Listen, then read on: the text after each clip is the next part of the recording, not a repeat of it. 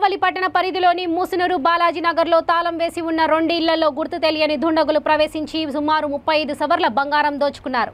2 కేజీల వెండి వస్తువులు అపహరించిన సంఘటన వెలుగు చూసింది. రూరల్ ఎస్ఐ ఏ వెంకట్రావు తెలిపిన వివరాల ప్రకారం పట్టణంలోని మూసునూరు బాలాజీ నగర్కు చెందిన చుండి జ్యోతలత 2 అంతస్తుల భవనంలో కింద ఇంటిని బాడగకు ఇచ్చి పైన యజమాని నివసిస్తుండేవారు. ఇంటికి యజమాని మధుసూదన్ రెడ్డి చనిపోగా కుమారుడు కుమార్తె ఉన్నారు.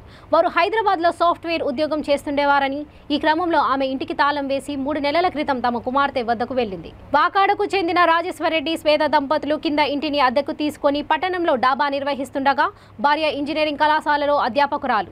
ఈ క్రమంలో 3 రోజుల క్రితం సొంత గ్రామమైన వాకాడకు వెళ్లారు. రాజేశ్వరరెడ్డి తన ఇంటిలో పిల్లికి ఆహారం అందించేందుకు ప్రతిరోజు డాబాలో పనిచేసే వ్యక్తి వచ్చి ఆహారం పెట్టించేవారట. ప్రతిరోజులాగే ఈ రోజు కూడా పిల్లికి ఆహారం పెట్టి వస్తుండగా బయట గేటు తాళాలు తీసి ఉండటాన్ని గమనించి రాజేశ్వరరెడ్డికి ఫోన్ చేశాడు. పోలీసులు వచ్చి తనిఖీలు చేయగా 2 ఇళ్లలో తలుపులు పగలకొట్టి ఇంట్లో బీరువాలు కప్ బోర్డులోని వస్తువులు చెల్లా చెదురుగా పడిపోయి ఉన్నాయి.